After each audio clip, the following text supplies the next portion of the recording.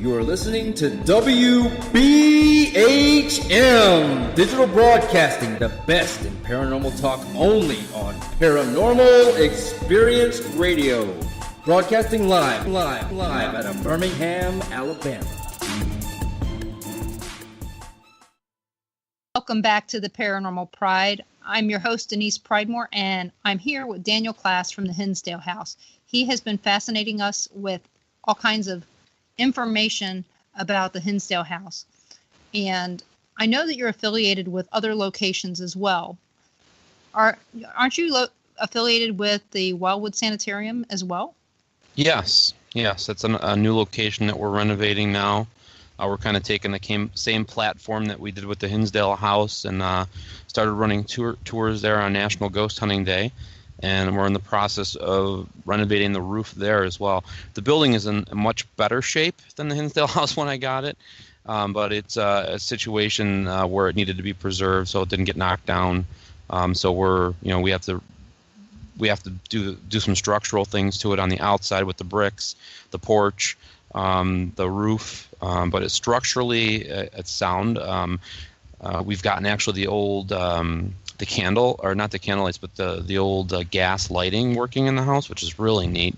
It's actually an old sanitarium, and it's an old tuberculosis hospital. It's a small hospital that was it's a smaller community, so it looks like an old mansion, but it's what it was used for back in 1907. There was a lot of those across the country, and most of them have been torn down or turned into apartment houses. Right, and that's what this was turned into at one point. So it's getting turned back into what it originally was used for. It looks really neat with the brick, and it also looks like it has some other stone on it as well. Yeah, just touching the stone, you can feel the energy coming from the house. You can feel it's just amazing.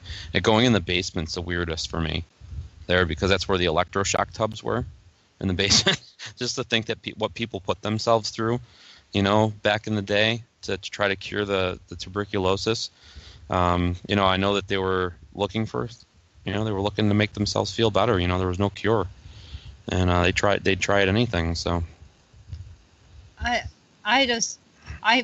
with all this illness that I've had, I had to have a tuberculosis test. Mm-hmm. And they still do it the same way that they did back then.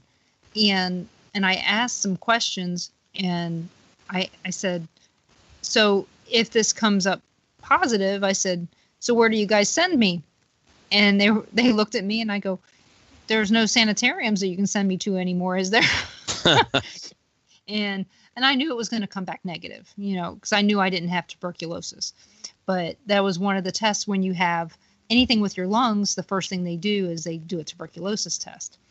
And so it was kind of weird that's the first thing I thought of was, all these different tuberculosis hospitals that are out there.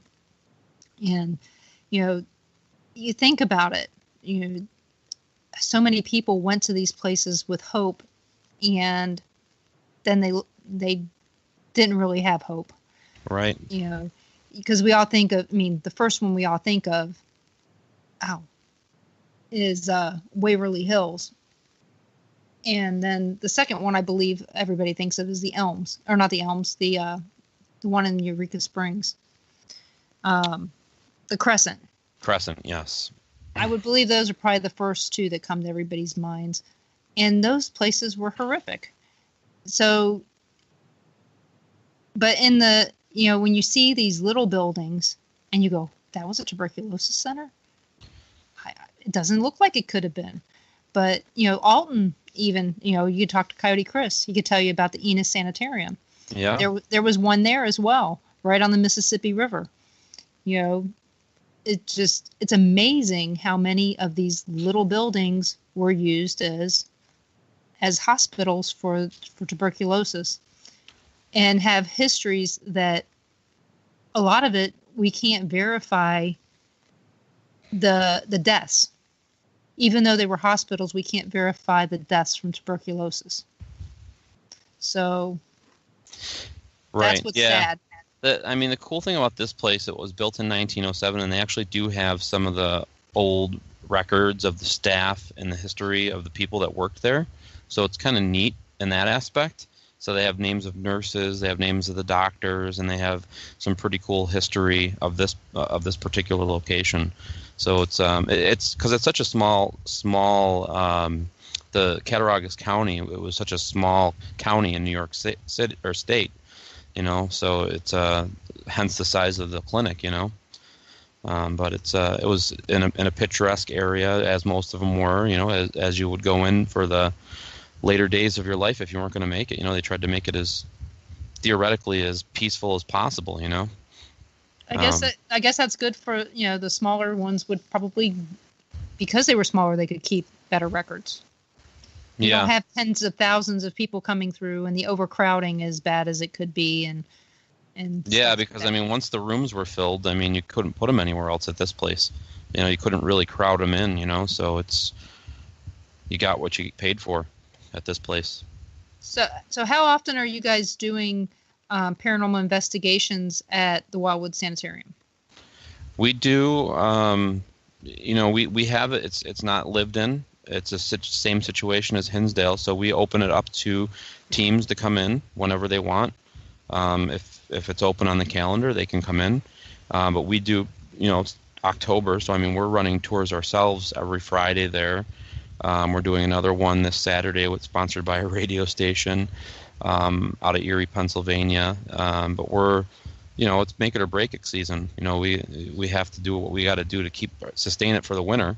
So we're running a lot of tours right now at both locations, like public tours. And then you also have you also have a show on VidiSpace. Yeah, I have a show. We have a show on VidiSpace called Within These Walls, which is a lot of fun. And can you explain what VidiSpace is to those who don't know? Yeah, VidiSpace is a concept that Nick Groff and Elizabeth Saint came up with. It's an online streaming network that's available right now online through vidi.space, or you can watch it on Amazon Fire, and a lot of the shows are getting put on Amazon Prime right now. It will also be available on Roku and all your other streaming devices as well, like Sony. What are the other devices that you get? The kids use a lot of those, like their gaming systems and stuff like that you can stream through. But the big ones, Amazon Prime, and Roku will all be available probably within the next 60 days. And a lot of I know, like the Nick Groff tour, which when we do the Nick Groff tours and go on tour, we film those live, and those are actually they all just got put on Amazon Prime, I think, yesterday. So if people are wanting to watch Nick Groff and some of his stuff that he does live with the public, it's unedited, raw Nick Groff tour. It's awesome, and some amazing evidence has been caught at some of the locations we've been at. I was at a couple of them. Brushy Mountain State Prison was filmed. The USS Hornet I was on out in California with him. The old St. Joseph's Hospital in Ohio. Blessed to be able to do that with him. And it was those are all available to watch online for people right now on Amazon Prime or Amazon Fire. And then, like I said, it'll be on Roku soon. It's like Netflix, and it's for paranormal enthusiasts, and it's gonna go off into UFOs. It's gonna go off into Bigfoot. There's all these different spaces for everybody, and they're like channels. So when you sign up for VidiSpace, you're gonna have access to all these channels. So it's pretty new. Documentary space. Wrestling space for people that like wrestling, and I like that, and I've been helping her with that space too, get some content for that, some local independent wrestling stuff. It's just a really neat concept to have live, unedited, in your face type of investigating that normally wouldn't get put on TV. And after they started doing this, it's funny because then network TV started having live investigations. It's like they were copying it. Well, it's one. It's one show. And to be honest, I was one of the people that I did not like the first host of that. I kept calling him Sparky. His name was Blaze, but I kept calling him Sparky. I couldn't remember his name. And so I kept calling him Sparky. And I didn't know what it was about him, but I didn't like him. But so when they replaced him, I was happy. So I don't know what there was about him, but when I saw that, I was like, "Hey, Ron, I guess I was right. They were going to get rid of him anyway." But no, I don't know if I haven't watched Vidi Space. To be honest, I don't. I have 4 kids, 2 grandkids, 6 cats, a husband, and a full-time job. Sure. I don't have time for a lot of extra stuff, and my husband wants to watch TV. He wants to watch football when he wants to watch football. So I watch my soaps. I'm never going to give those up. I don't know why. I'm old. Just going with that. I'm old. So don't bother me during Days of Our Lives, people. Just don't. But it's just that I just don't have all the time. And I love the radio shows. I love listening to Paranormal Experience with Kat Hobson, and Fate Magazine Radio with Kat Hobson, and Ghost Talk Radio with Shelley. I love that. And I love listening to Paranormal Radio. I just can't sit and watch. Because you can do it and do other things at the same time. My thing is I can't watch the flashlight trick anymore. True. I'm sorry, I cannot watch the flashlight trick anymore. Do not tell me that is a ghost turning that thing, because it's not. It's never going to get me.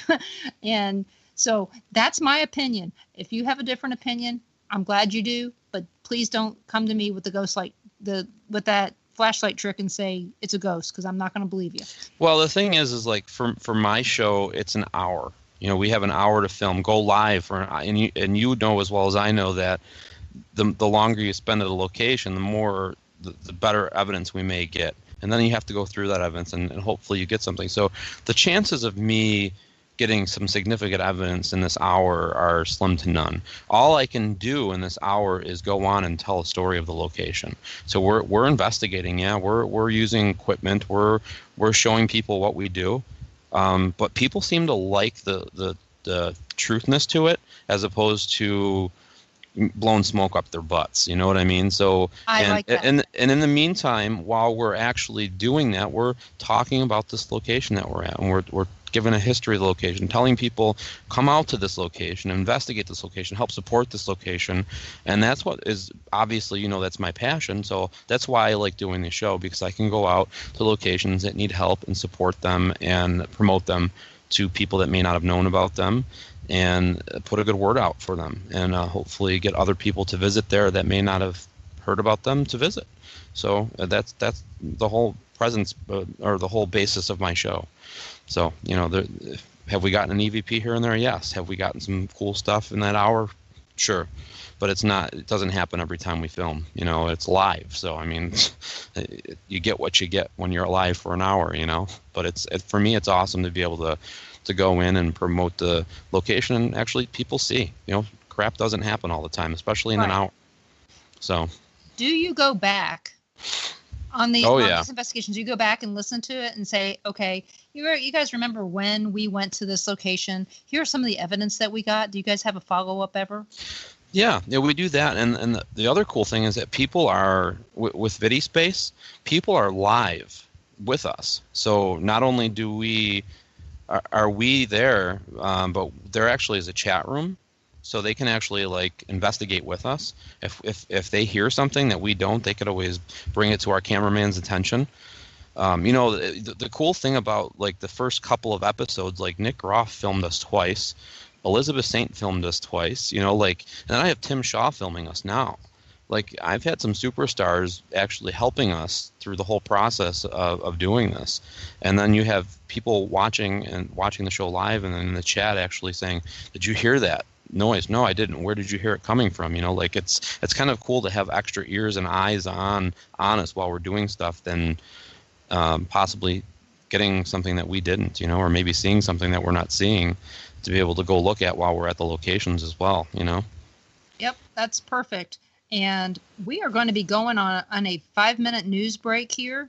So I hope everybody is going to go take a little break, come back to WBHM Digital Broadcasting in Birmingham. Daniel Klaes and I will be here when you come back. Cool. Cool. Live from NPR News